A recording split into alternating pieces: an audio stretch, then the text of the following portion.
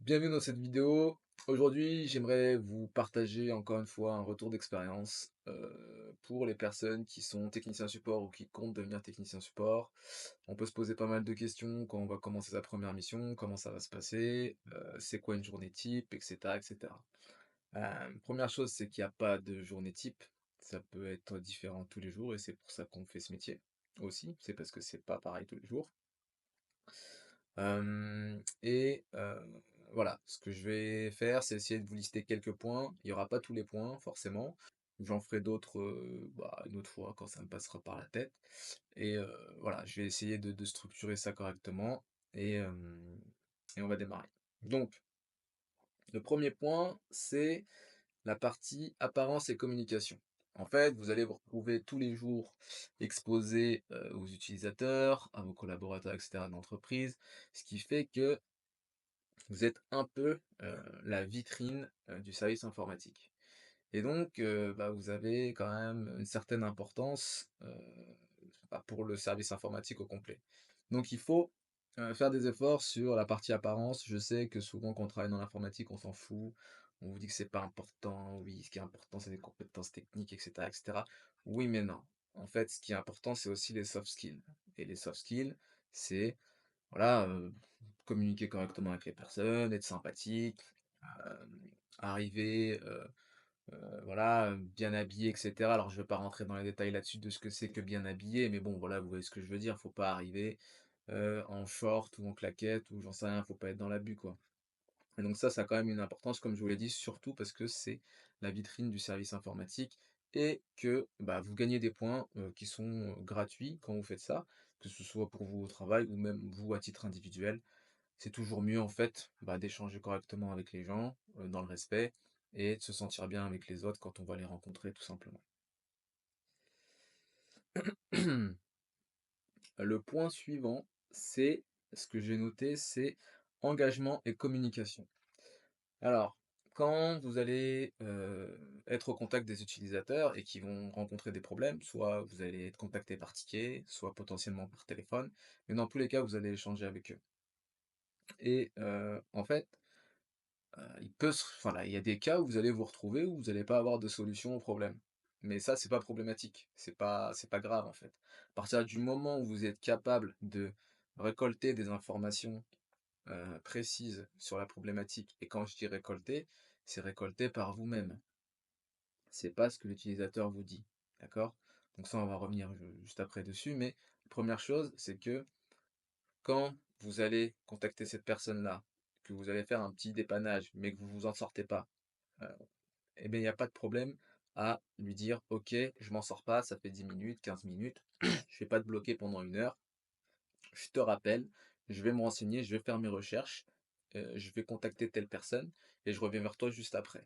Il y a pas de mal à faire ça. Il y a vraiment pas de mal à faire ça, à partir du moment où on revient vraiment vers cette personne. C'est-à-dire que moi, j'ai vu pas mal de personnes qui faisaient ça, mais qui rappelaient jamais la personne et le problème, c'est que ça, en fait, bah, ça impacte tout simplement votre réputation, parce que parce que vous donnez une parole et c'est faux. Vous revenez pas vers la personne et encore une fois, pour cette personne, quand vous la contactez, vous prenez, c'est vous qui prenez le cas, en fait et donc quand vous prenez le cas, pour elle, bah, vous êtes le responsable. Peu importe ce qui se passe, que vous ayez résolu le problème vous ou non, c'est vous qui êtes le responsable. Donc récupérez les informations, faites vos recherches de votre côté pour pas bloquer la personne. Je vous allez sur internet, Google, ChatGPT, vous vous renseignez et si tout ça, ça fonctionne pas, vous remontez toutes ces informations au niveau supérieur. Et derrière, vous contactez la personne en lui disant: «Voilà, j'ai fait ceci, j'ai fait cela, c'est en attente, j'ai contacté telle personne, j'attends ce retour, je reviens vers toi», tout simplement. Et enfin, j'espère que ce jour sera rapide, mais dès que vous avez un retour de cette personne, enfin du niveau supérieur qui a pu vous aider ou autre et qui vous trouve une solution ou qui a corrigé même le problème, vous revenez vers cette personne et vous lui dites: «Voilà, j'ai eu le retour de telle personne, elle a corrigé le problème. Est-ce que c'est vrai? Est-ce que tu as pu résoudre? Oui, c'est bon», elle va te répondre: «Oui, c'est bon, c'est corrigé, merci beaucoup». Voilà, tout simplement. Mais ne laissez pas des cas, comme ça au hasard, traîner en fait. Ça, c'est vraiment une erreur que je considère bête parce que, vous pouvez gagner des points et bah, ça encore une fois, vous donnez votre parole et encore une fois, c'est une manière de travailler qui vous évitera des problèmes. C'est-à-dire qu'en faisant ça, alors Après quelques mois dans une entreprise, jamais quelqu'un osera, hausser le ton avec vous par rapport à un problème que vous pouvez pas résoudre. Parce que tout simplement, vous prenez quand même le cas et vous prenez la responsabilité sur le cas. Donc ça, je considère que c'est important. Donc, voilà, j'espère que heu, ça vous le ferez parce que c'est très important. Ensuite, autre chose, bah, toujours liée à ça, c'est la partie patience et gestion du stress. Vous allez vous retrouver dans des situations où vous allez être contacté par des personnes qui, vont perdre, par exemple, leur fichier Word sur lequel ils travaillaient depuis 8 heures. Heu, ça leur va enfin voilà, ils vont vous appeler en urgence, ils vont vouloir une réponse en urgence et bah, ils vont être stressés, ils vont potentiellement vous parler, voilà, de manière agressive et cetera et bah, ça, vous allez être exposé, c'est certain. Et donc à ce moment-là, il faut être capable de garder son calme, de dire à la personne, heu, que vous allez, bah, faire le nécessaire, que vous allez regarder, que vous allez rechercher. Il va falloir faire preuve d'empathie et cela pour éviter en fait, bah, la surenchère au niveau du conflit, en fait. Donc soyez calme, écoutez la personne. Je sais que des fois et voilà, il y a des personnes qui peuvent râler, ils peuvent voilà, qui peuvent, heu, voilà, dépasser les limites. Ça veut pas dire qu'il faut laisser les gens dépasser les limites, mais heu, voilà, il faut essayer de calmer les gens, il faut essayer de prendre la chose un peu comme si vous étiez un médecin, en fait et que, bah, vous avez, une maman qui vient et qui, a récupéré son fils qui est tombé par terre, qui s'est ouvert l'arcade et qui est en panique. Vous pouvez pas, pendant qu'elle est en stress, l'engueuler ou, l'envoyer chier, l'envoyer bouler. C'est pas vraiment, heu, pas la meilleure solution de mon point de vue. Heu, voilà, maintenant ça veut pas dire que, si quelqu'un vous manque de respect, il faut le laisser, dire ce qu'il a à dire. Non, à ce moment-là, vous réagissez comme vous réagissez, vous faites en sorte de le calmer et même vous le raccrochez au nez, il y a pas de problème. Moi, en tout cas, c'est ce que je ferais. Hem, ensuite, sujet suivant, ouais, travailler en équipe et partage d'informations. Alors, je me suis retrouvé dans des entreprises et même je pense que ça arrive souvent, je sais pas, vous me le direz, si vous, vous l'avez aussi vécu, où en fait, heu, tu arrives en mission, OK, donc bon, bah, quand tu es au téléphone le commercial ou autre, voilà, tout est bien, tout est rose, tout va bien se passer et puis tu arrives là-bas et tu dis bonjour, voilà, tu vois les collaborateurs, après tu te retrouves avec l'équipe, de tech. «Salut, ça va?» bam bam et puis là, tu te rends compte qu'au bout de 2 3 jours, il y a personne qui te parle, il y a personne qui te donne d'informations. Tu demandes des informations, les gens te répondent à moitié et en fait, tu te retrouves dans des situations où, bah, tu as un groupe de personnes qui fait de la rétention d'informations, qui veut pas, bah, qui veut pas que tu sois là limite, en fait et ça, en fait, c'est assez malsain. Enfin, je considère malsain et quand j'ai vécu ce genre de choses, je me suis barré directement, j'ai pas fait moins de 2 semaines là-bas. Parce que, bah, parce que, je comprends pas qu'on puisse penser comme ça dans un domaine tel que l'informatique. Bon, déjà dans la vie de tous les jours, mais tel que l'informatique où, bah, on a internet, on se partage des infos tous les jours, on est les premiers à aller sur Google à récupérer des informations et puis quand tu arrives en entreprise, tu as des mecs qui viennent et qui, bah, bloquent l'accès à telle ou telle ressource, te donnent pas les liens de documentation et cetera et cetera. Je vous parle pas des personnes qui n'ont pas le temps ou qui, n'y ont pas pensé. Ça peut arriver, il y a des personnes, voilà, qui sont dans votre équipe quand vous arrivez, ils sont sur un gros sujet, ils ont pas le temps. Voilà, il y a pas de problème, il y a pas de mal. Je vous parle vraiment, des personnes qui font de la rétention d'informations pour, sauver, garder, leur poste et aussi montrer qu'ils savent mieux que d'autres juste parce que, bah, c'est eux qui l'ont fait, quoi. Bon bref. Ça pour vous dire que ça, vous allez y être exposé et vraiment ne soyez pas comme ça. Parce que, voilà, dans d'autres entreprises, vous allez tomber sur des personnes extrêmement calées, qui vont partager avec vous gratuitement, qui prendront plaisir à partager avec vous. Donc ne soyez pas comme ça. Si vous tombez sur des gens comme ça, voilà, faites en sorte de vite trouver autre chose, de vous en aller, parce que le c'est pas comme ça que ça que le métier doit se passer, quoi, vraiment pas. Ensuite, sujet suivant, heu, alors pour revenir, aux utilisateurs, quand, vous allez diagnostiquer un problème, voilà, vous avez un ticket qui est tombé, vous allez contacter la personne, il se peut se passer que la personne vous contacte, enfin, lorsque vous la contactez, hem, soit de bonne foi et veuille vous aider, en fait et donc va vous donner des informations par-ci par-là parce qu'elle bricole un peu puis elle touche un peu, voilà, elle sait ouvrir peut-être le PowerShell, le terminal, voilà, elle va vous dire: «J'ai fait ceci, j'ai redémarré l'ordinateur» et cetera et cetera. Voilà, en gros, elle va vous faire un diagnostic avant même que vous l'ayez fait. Donc il y a pas de mal.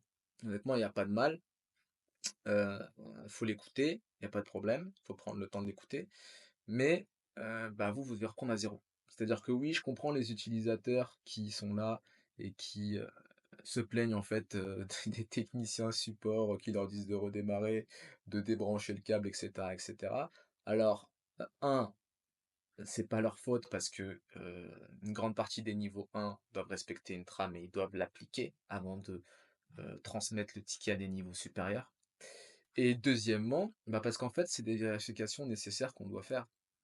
Parce que tout simplement, on ne peut pas faire confiance à votre diagnostic puisque, comme je l'ai dit en début, de vidéo, on prend la responsabilité, de ce ticket. Après, on va le transférer au niveau supérieur et ensuite on revient vers vous. Et le but, c'est de résoudre votre problème le plus rapidement possible, comme ça vous pouvez continuer à travailler et aussi pour nous, pour qu'on puisse aider d'autres personnes.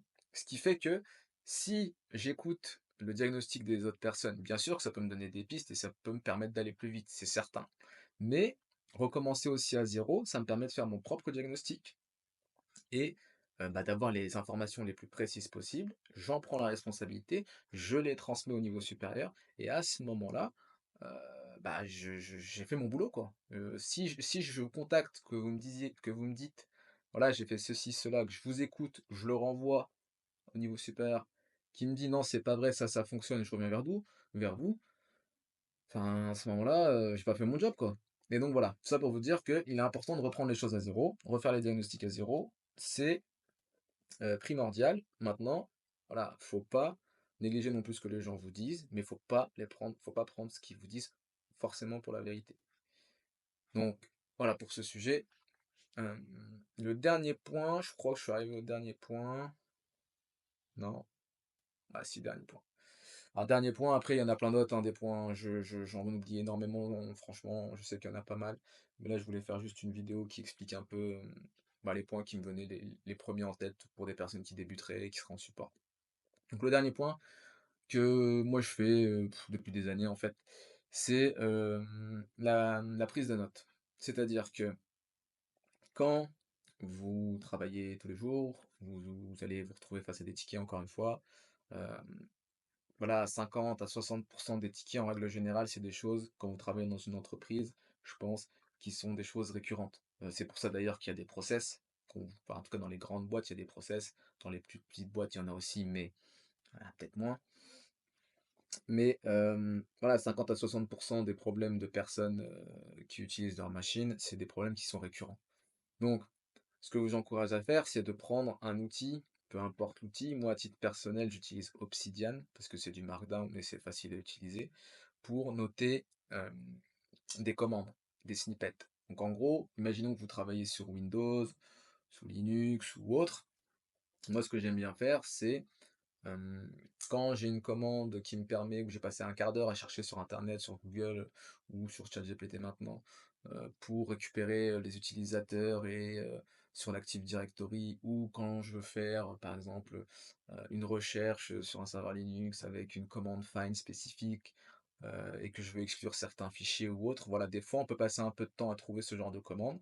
Donc ce que je fais, c'est que je le mets dans Obsidian et en fait, pour chaque, commande, exemple sous Linux, j'ai un dossier, Linux Shell et à l'intérieur, j'ai une page pour find, une page pour ls, une page pour, grep, bref, pour toutes les commandes quasiment, pareil en PowerShell. Pareil pour d'autres choses, par exemple pour Ansible ou pour Docker, des choses comme ça, je note, toutes les snippets qui m'ont été utiles, pendant ma carrière. Ce qui fait que je sais que forcément j'ai cette commande-là et quand je me retrouve à dépanner ou à, débugger quelque chose, je sais que, bah, j'ai cette ressource à consulter et que les problèmes sur lesquels on tombe en règle générale, on retombe dessus. Même si, heu, voilà, il y a des problèmes, vous allez tomber dessus peut-être 3 4 fois par an, bah, vous avez économisé 15 minutes parce que la commande, vous l'avez pour débugger, stockée dans votre outil. Donc, voilà, prenez des notes. Ça vous permet aussi de retenir parce que en copiant, la commande et en la collant là-bas et même en la formatant, en mettant un petit commentaire, en disant: «Voilà, ça fait ceci, ça fait cela, moi c'est ce que je fais», ça va vous permettre de mieux retenir les commandes et donc aussi de vous faire des diagnostics beaucoup plus rapidement quand vous arrivez sur les postes de quelqu'un, parce que vous allez avoir une petite stratégie avec vos propres commandes aussi et ça vous donne aussi envie d'approfondir sur d'autres commandes, des choses comme ça. Donc voilà, je pense que j'ai fait le tour, j'ai déjà fait 16 minutes, heu, je vais probablement couper certaines choses. Merci de m'avoir écouté, puis si vous avez d'autres commandes ou des choses comme ça, faites-le moi savoir en commentaire, heu et à très vite. Merci.